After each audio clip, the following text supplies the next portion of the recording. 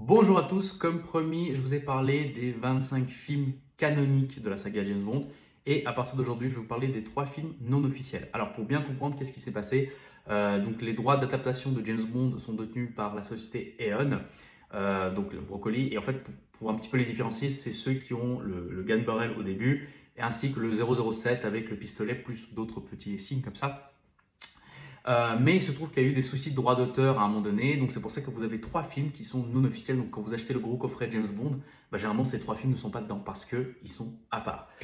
On va parler aujourd'hui du premier film officiel James Bond. Je veux bien parler de 1954, Casino Royale. Et oui, Ian Fleming a écrit le premier livre, donc Casino Royale, en 53, et en 54, il y a eu une adaptation télévisée de ce roman.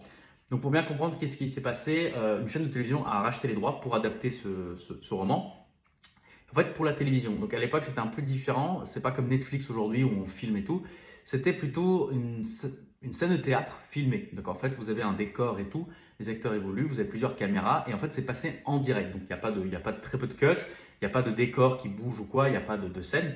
Donc tout est fait en live et c'est diffusé à la télé. Il faut comprendre que la télé en 1954 c'est différent d'aujourd'hui, c'était vraiment une révolution à l'époque.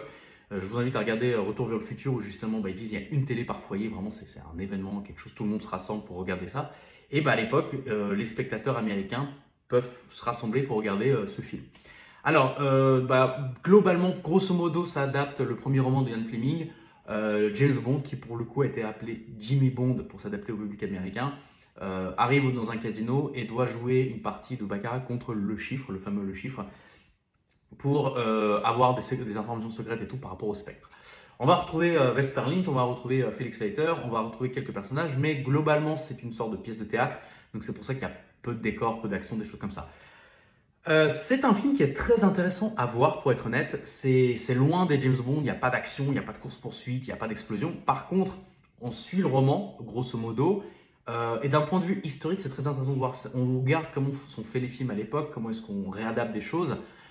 Honnêtement, je vous ai mis le lien en dessous pour avoir l'accès sur YouTube. C'est un film qui est un petit peu difficile à regarder parce que la qualité est très médiocre, le son n'est pas ouf.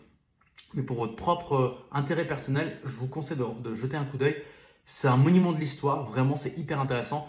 Et du coup, vous verrez le premier James Bond à l'écran, donc Barry Nelson. Et honnêtement, je vous recommande ce film d'un point de vue aussi bien culturel, en tant que fan de James Bond, mais d'un point de vue historique. Donc voilà, n'hésitez pas à liker, à vous abonner et à commenter les vidéos. Et on se retrouve demain pour un autre Casino Royale. Allez, ciao!